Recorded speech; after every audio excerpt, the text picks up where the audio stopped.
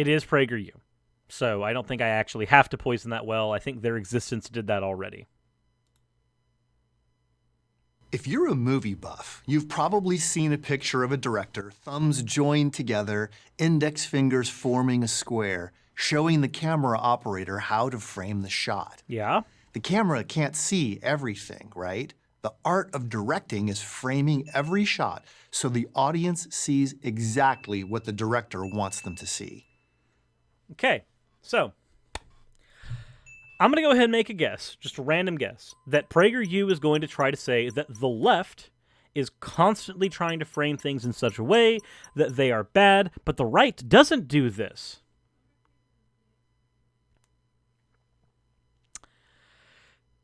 Now, this is going to be kind of weird, considering that PragerU does a whole lot of really bullshit framing, but let's see. Let's see where it goes. We all do something like this in making arguments, whether personal or political. It's not necessarily a bad thing. We only have so much time to make our points. So having time to make your points does not have anything to do with framing. When you are framing something, you are trying to frame it from a particular perspective so that somebody can more easily understand it. That has nothing to do with time constraints. That has to do with intelligibility. You can frame something in a way that you think it is intelligible, and it can still end up being a large waste of your time. But I can at least understand the point that you can use framing in order to expedite the process of convincing somebody that your frame of view is valid. I can at the very least understand and agree to an extent, but I still think these things are maybe a little categorically different. But there is a downside. Often, arguments end up unfairly skewed by the information they include or leave out. If you understand Wow, that was weird. Let's, there we go. That's better. how framing works, you'll have a better chance of seeing through weak arguments and appreciating good ones. Yeah. This is why I've been able to do videos on PragerU.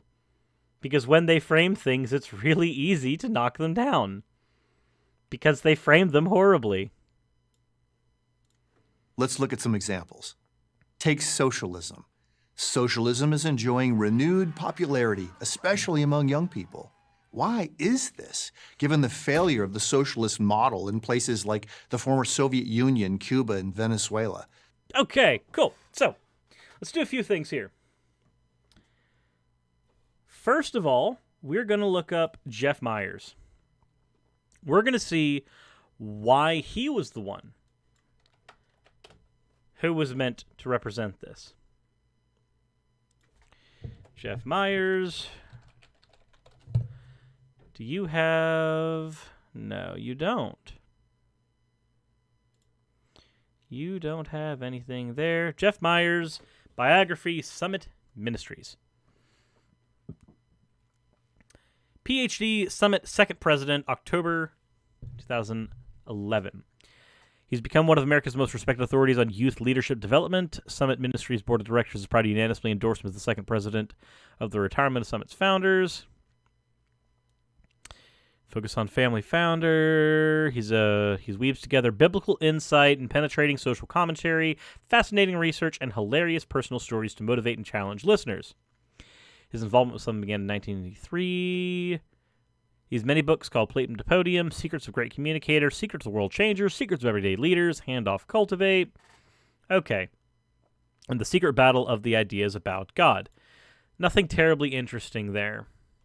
I don't see anything that I really care about. No. There's nothing there that I'm really upset about. Okay, so now let's see here.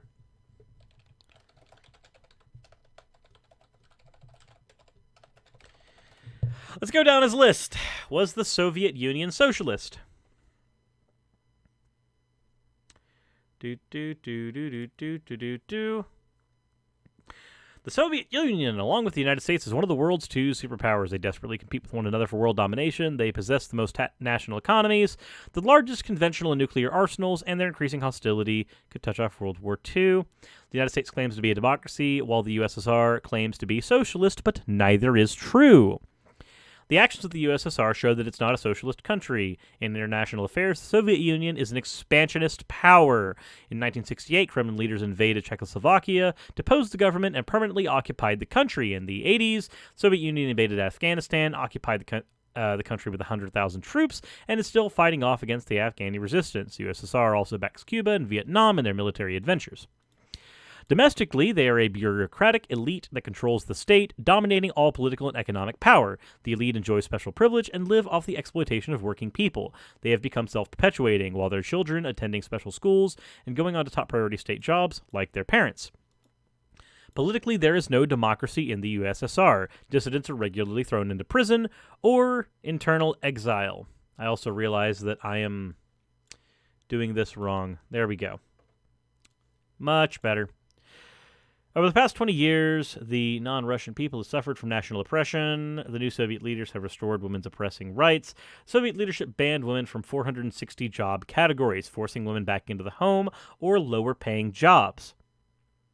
Wait, that's not sounding socialist at all. That's really weird. Let's see. The gross features show how far it's deviated from the socialism that existed under Lenin and Stalin. While socialism will be constructed in different ways in different countries according to particular conditions, there are some basic principles which distinguish socialism from other social systems. Economically, there should be public ownership of the main means of production. Holy shit, that's not hard to get. Distribution of income according to work, economic planning, and elimination of class exploitation. Today, the USSR and the bureaucratic elite is not paid according to their work, and they live off of the exploitation of working people. This was published in 1983. This is not a new thing. This is old. This is a 40-year-old document that I am reading on this. So wait a minute. Politically, the working class should rule through the dictatorship of the proletariat, with working people enjoying full socialist democracy. There should be the right to self-determination for all nation and multinational state and full equality of national minorities. Clearly, there is no democracy in the Soviet Union today, so there can be no question of working class rule. In foreign affairs, a socialist country should carry out a policy of proletarian internationalism, upholding the right of self-determination and of sovereignty for all nations, support national liberation and socialism, and oppose imperialism. Again, on all these accounts, the foreign policy of the Soviet Union is characterized by the violation, not the upholding, of these individual principles. Okay, so, former Soviet Union? I don't think we can count that one. I don't think you can count that one at all. It did say that it thinks that under Lenin and Stalin, they would have been considered a type of socialist, though. So let's see. Was the was the former Soviet Union socialist? All right, let's take a look. In practice, the government's economy were highly centralized. The country was a one-party state owned by the Communist Party of Moscow and as its capital. Where's your economy? Because that's the thing that matters more than anything. Economy. Had a command economy whereby production and distribution of goods were centralized and directed by the government. The first Bolshevik experience with the command economy was the policy of war communism. That sound... Okay, so again, this is sounding a lot like it's communism, not socialism. Lenin replaced war communism with new economic policy in 1921, legalizing free trade and private ownership of small businesses. The economy quickly recovered as a result. After a long debate among members, gained control, Stalin abandoned the NEP and pushed for full central planning, starting with forced collectivization of agriculture, which is... Okay. Resources were mobilized for rapid industrialization, which significantly expanded Soviet capacity in heavy industry and capital goods during the 1930s. The primary motivation for industrialization was preparation for war, mostly due to distrust of the capitalist world. As a result, the USSR was transformed into a largely agrarian economy with great industrial power. Okay, so again, this seems to be that they actually did not succeed in creating a socialist economy. They did not do that. Am I the only one seeing that when I'm reading this? The economy was directed by central planning. This is weird. All critical economic divisions were taken by political leadership. Allocated resources. Credit was discouraged, but widespread. The final allocation of output was achieved through relatively decentralized, unplanned contracting. A number of basic services were state-funded, such as education and healthcare. In the manufacturing sector, heavy industry and defiance were prioritized over consumer goods. Consumer goods, particularly over large cities, were scarce, of poor quality, and of limited variety. Okay.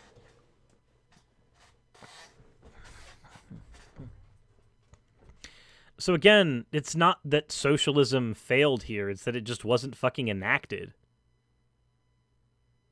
Like, that doesn't seem to work. Yep says the USSR was not supposed to be socialist or communist. It was supposed to be a pre-communist dictatorship, basically. Okay, then it's not fucking socialist. That seems to answer that pretty fucking quickly. Now, granted, creating a pure socialist society could be problematic, just like creating a full capitalist society is problematic. You're going to need aspects. You'll want some aspects of capitalism to function within socialism, or you will want aspects of socialism to fix the fucked up shit in capitalism. Is socialist economy planned or centralized? Doesn't have to be. Socialism just has to deal with who owns the means of production within the economy. Because when you're dealing with socialism, let's see, does socialism have to be centralized? Because last I checked, it doesn't. Types of socialism. Who? Ooh. So, let's look at democratic socialism as an example. Democratic socialism is the broad political movement that seeks to propagate the ideals of socialism within the context of a democratic system. Democratic socialism is closely related to social democracy, and in some accounts are identical, while other accounts stress differences.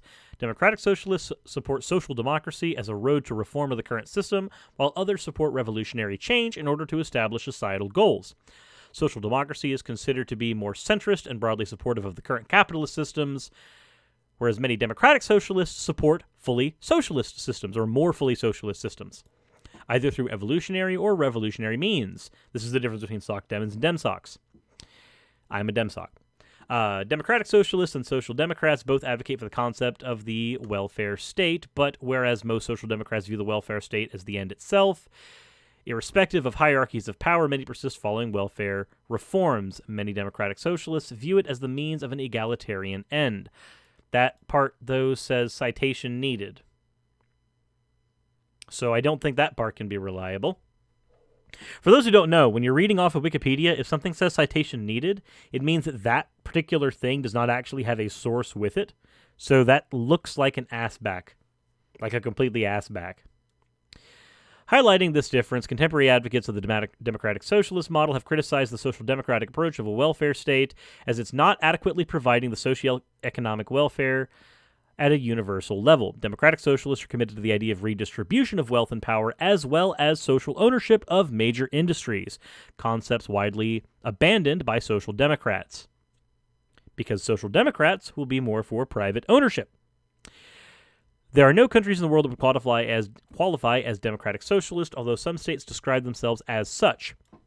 For instance, Venezuela, whose former leader Hugo Chavez claimed that democratic socialism was integral to Bolivarian forms of socialism that he was trying to promote. Oh! So you mean even Venezuela doesn't actually fall into this category? Huh. Hunky funky dory D. Weird. What a weird fucking concept. Strange. Okay. So, not the former Soviet Union. That's just democratic socialism, by the way. So socialism does not have to have centralization. It can, but it doesn't. It doesn't need it. So, Cuba. Is Cuba socialist? Can we even call it that either?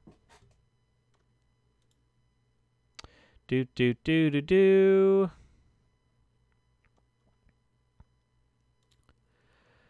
Which countries were socialist? Can we count Cuba as one of them? The Republic of Cuba. It was considered a Marxist-Leninist state. Okay. It lasted for 60 years. Up until 2018. Okay. Do. But where's the actual failure there? Do. Is Cuba socialist? I'm trying to bounce between sources to figure out if I can actually, put a lid on this. According to Wikipedia, it's Marxist-Leninist. And Cuba is apparently still going, so how did things fail there? That is a very long article that I can't read just yet.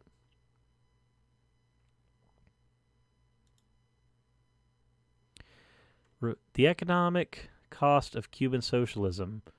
That just looks like a slum. Like, those exist in Atlanta, and we're capital. Like, we're capitalistic. Okay.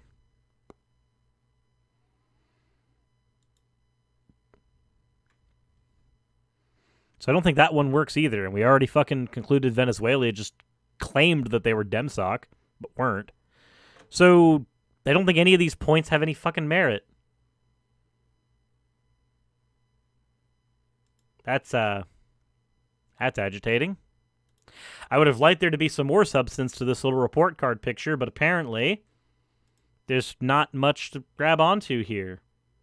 Great.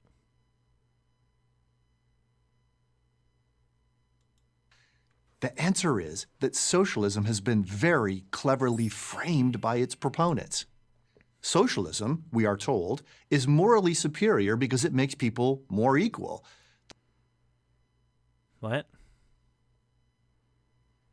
I mean, less exploitable, probably. Those who have more than their fair share have to give it back. What could possibly be wrong with leveling the playing field? Who's against equality? When framed that way, socialism is made to seem the only moral choice. No, that sounds like that's reductive. That sounds incredibly reductive, actually. I could be wrong, but that still doesn't sound correct. More so, in socialism, everybody's not just given the same amount and therefore equality, hooty, hunky-dory. Literally, it's just who owns the fucking means. That's it. There are 100 fucking other forms of socialism besides, or 100 forms of socialism that exist outside of just owning the means of production. But just socialism is just owning the means of production. That's it. So I'm very confused. Brian Stevens says that every PragerU video ever, you've been tricked by the liberals and the atheists. So if you're opposed to it, you're framed as regressive, selfish, and pretty much a jerk. No. There can be people who are capitalists who are not any of those things. What is the point here? Another example of framing is the issue of religious freedom. The American Civil Liberties Union website says that the free exercise clause of the First Amendment gives you the right to worship or not as you choose. The government can't penalize you because of your religious beliefs. It sounds good, but only because of the framing. The Constitution doesn't speak about the right to worship and to hold beliefs. Those are a given. The Constitution Wait. specifically defends the free exercise of religion, and that means freedom to act on your religious beliefs and not to be forced to violate them. And that also includes the right to influence others, just as secular people can. Wait. Oh, of course, because you're fucking work for us for Summit. Because you're a person who wants to propagate religious text in fucking Summit Ministries. Okay, so your right to exploit others is not a method of you're framing this in a way. You're literally doing the thing that you're arguing against. So act on your religious beliefs and not to be forced to violate them. And that also includes the right to influence others, just as secular people can. But your right to do that, it ends where somebody else's right begins. So if somebody's right to not have to deal with your bullshit is here, your right to influence them stops there.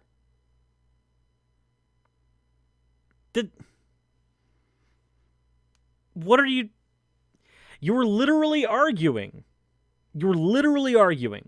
that you should be allowed to influence as many people as possible, and they should not have the ability to choose not to listen.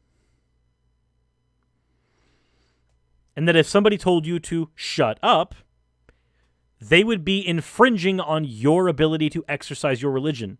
You are trying to say that you should be allowed at any space at all to influence as many people as you want with your ideas, which is true. You have that, but it's not because of religion that you have that. That just comes with different forms of freedom of speech.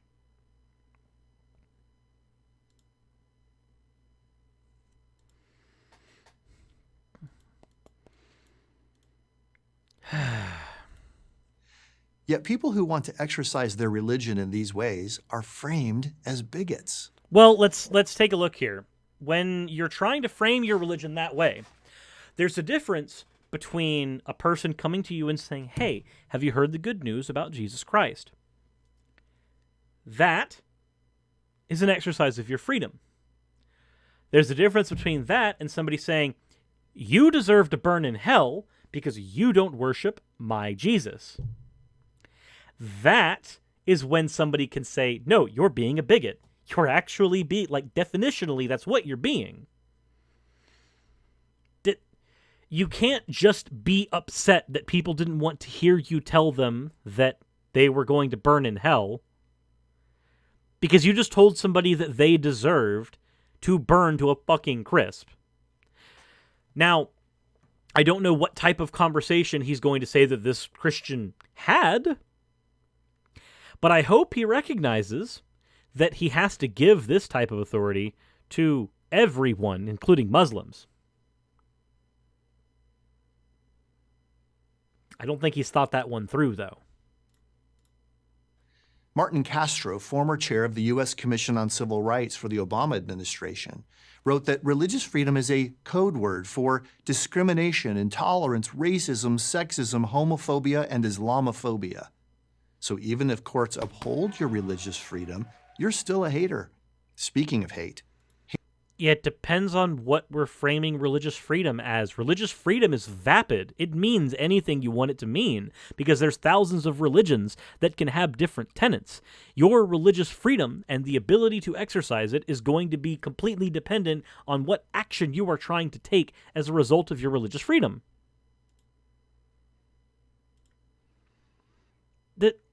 I don't see how this is difficult to understand.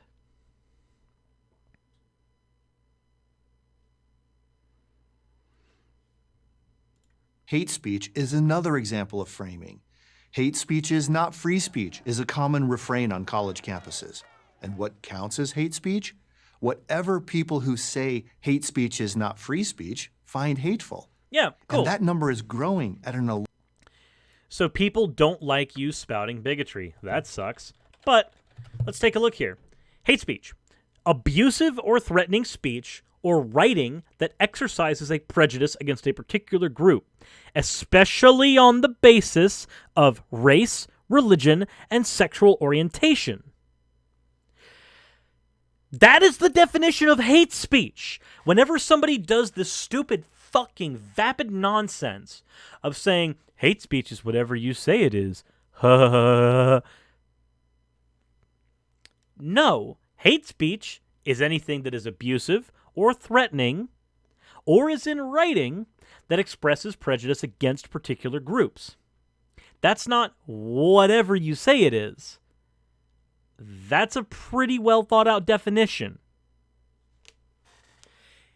If I were to say something about somebody who's Jewish, and I were to say that the Nazis were right, they deserve to burn, that is a form of hate speech. I am literally going against them for their religion or race. Could be either. Again, racial science is bullshit. That would be a form of hate speech, especially if my intent was completely legitimate. So,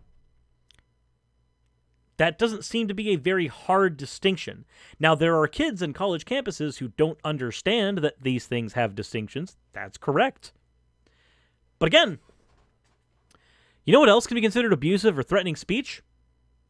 A Christian telling you deserve to burn in hell. So I think we can see exactly why he doesn't want hate speech laws to be a thing. Now, granted, hate speech is free speech here in the States. Here in the United States, we actually do protect hate speech completely, unconditionally. To a degree, at least. So, again, let's continue on with this. Alarming pace, according to several recent studies.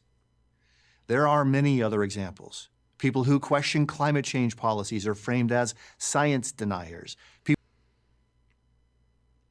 No, there are people who question whether or not climate change even happens. And they are science deniers. Not just people who are having issue with particular policies, because I can have issues with particular policies that come about as a result of climate change. For instance, the idea that my car individually has a certain amount of emissions and I have to repair that, or I'm not allowed to drive my car, or I'll go to jail if I need to transport myself, which is something I need to do, to live, to go to the store, to do anything. That idea I have a problem with, but I don't deny climate change or the science of it at all. This is a video about framing in which the speaker from PragerU does nothing but dishonest framing. How? They know. They know they're doing this because they're literally trying to argue that this is what the playbook says. But they have a get-out-of-jail-free card because they pointed out earlier, framing can be done for good or bad. And look at us, guys. We're the good guys. We're the goodies here. Why did Social Blade pop up? People who oppose abortion, even late-term abortion and a healthy pregnancy, are framed as waging a war on women. Yeah, that's what they are doing. That's not even just a matter of framing. That's just fucking true. Sorry. There are people who actually who will not realize that they have a pregnancy up until week 25, 26, 27. Pregnancies can manifest in very, very different ways. As a result, yes, you can say you're doing it for the baby and use that to frame your argument as not being against women, just as people said that their racist arguments for public policy were matters of states' rights. You're upset that people know the game, as you play it so ham-fistedly. So how does someone who wants to present the other side of these arguments deal with this framing tactic? What we're doing right now, actually. First, reject biased framing. Now that you know what framing is, you'll be able to spot it. No, you won't. You will not be able to spot framing instantaneously just because you know it exists. You have to actually learn the language of the people that you're speaking. If somebody says it's just a matter of states' rights, you could know what framing is, but not understand that states' rights used to be a dog whistle for trying to keep slavery.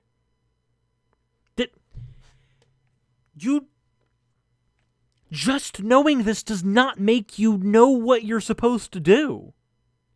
Just knowing that framing happens, just like knowing that propaganda exists, does not help you identify propaganda easier. It just lets you know that that category is there. That's half the battle. Say something like, "Do you think that's the whole story? Let me suggest another way of looking at it." No. Suggesting another way to looking at it, that's called marketing. That is called marketing. For instance, if you have a guest on a show, right, and the guest cancels, and you have to cancel your show as a result, as a marketing person, you would know that the best way to frame that is not to say, our guest had to cancel, we're sorry, everybody. The best way to frame that is, we have had some difficulties on our show, and for us to produce a show that meets the quality standards we expect for our audience, we are going to have to postpone tonight's show and proceed on a different night here so that we can give you the optimal quality experience that we are trying to give you. That is a way of saying that the bad thing happened, but you frame it as a good thing. That is a type of framing. That's marketing. Marketing teaches you that type of framing. The whole be able to spot. When you say that, let me look at a different perspective. That's not you identifying that framing has occurred, and now you're going to show them what potentially is meant elsewise. That's literally you engaging also in framing. That's what that is. Let me suggest another way of looking at it. Second, get yourself up to speed on the big issues. Don't expect someone else to fight your battles. Read up, memorize some bullet points. You know what they're going to say. You hear their arguments all day in the major media and in your classrooms. Prager used anti-intellectualism. You've heard their arguments in the classroom. Memorize some bullet points so you can smack down those liberals.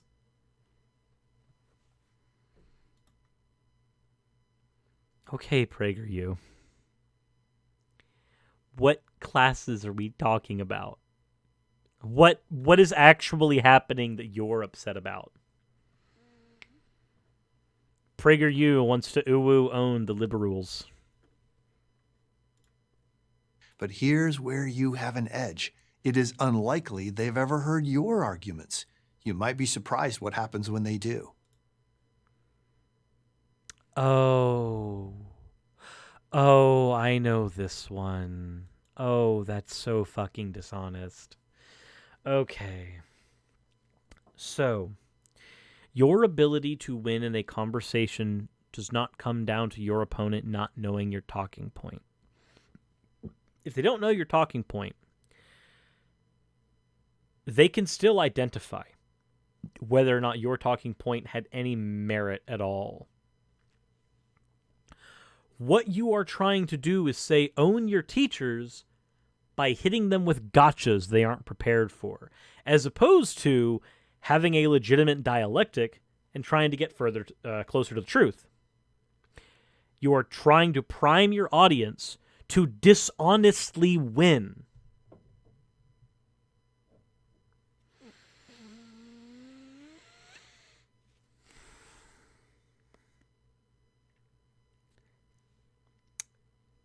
A good argument is one where both people know each other's position, they know each other's talking points, and they go into the conversation and together they come to a conclusion.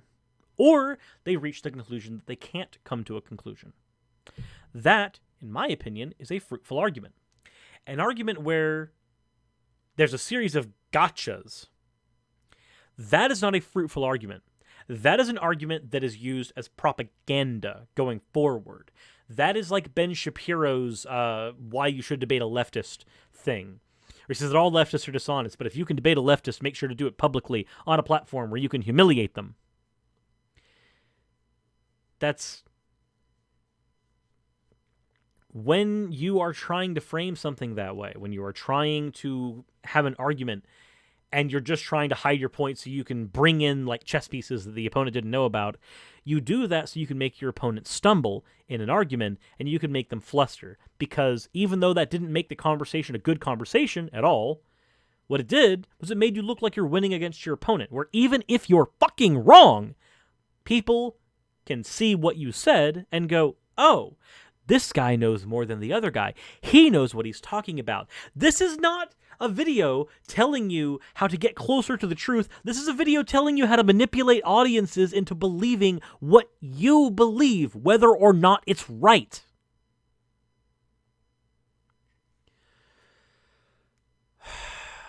This is just how to construct live propaganda 101. Third, set some basic ground rules. Bury the insults. No name calling. General statements are fine, but they need to be backed up with examples. Make it clear that you're prepared to hear their arguments. In turn, they have to commit to hear yours. And then, may the best argument win. If nobody budges, that's fine. You've had a respectful exchange of with ideas. that. If nothing else, that's a victory for civil discourse, and we certainly could use more of that. Just don't forget to look out for biased frames. They're great for making movies, but not for finding truth. You're right. Yet, unironically, you're working with PragerU. I'm Jeff Myers, president of Summit Ministries for Prager University.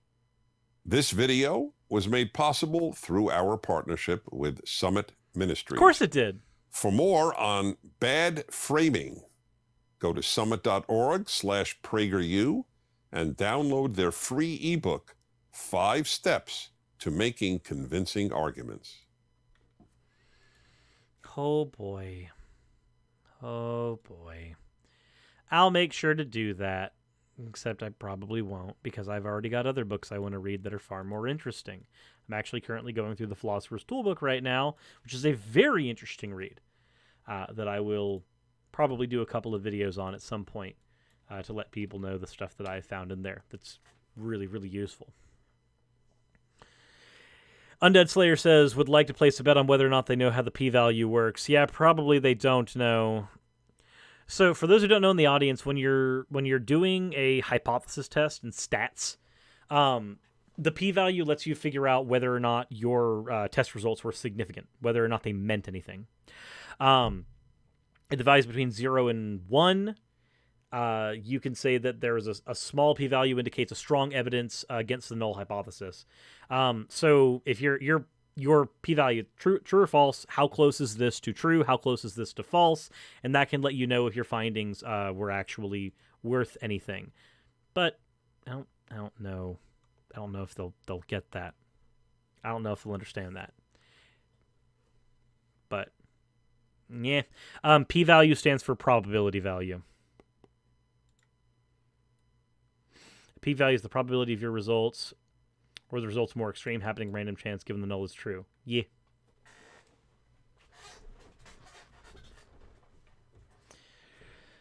Do. So, Suris recently talked about whether or not Nazis were socialist. Prove's a bad word in statistics. You're right. I shouldn't have used the word prove. Probably more correlates. Like, does your hypothesis correlate with reality? Is probably a better way of saying that. But PragerU's not gonna know this. I mean, they might. They don't want their audience to, though. What PragerU seems to do is they seem to make a lot of propaganda so that they essentially saying that they can do the thinking for them. Because a lot of times they'll say, yeah, memorize these points and then give them to your audience. But that's not how you learn. You don't learn by memorizing points and then spouting them out to other people. to virtue signal for a second, to virtue signal for half a second real quick. There's a reason why whenever I do my videos, I actually have all of my sources linked in the description, because I want you fuckos to fact check me. If you guys disagree what I've said, that's fine. Go into my description, look at my sources, because I will cite myself, not cite myself, but I will provide citations for work that I've done. And if you find that what I have said is incorrect due to my citations, or that I've used incorrect citations, let me know. If I can just, for a second, point out that that's what you're supposed to do when you're trying to educate people, as opposed to trying to convince people to think like you think. I don't give two flying fucks if you guys think what I like, think what or how or like I think. What I care about is if you guys want to learn, because I want to learn. And if you want to learn and I want to learn, congratulations, we can learn together. We can do it through response videos. We can do it through history videos. We can do it through the fucking LHack series. I'll provide my shit. You guys look at the shit as well, see if the shit looks good, and tell me where I'm right and where I'm wrong.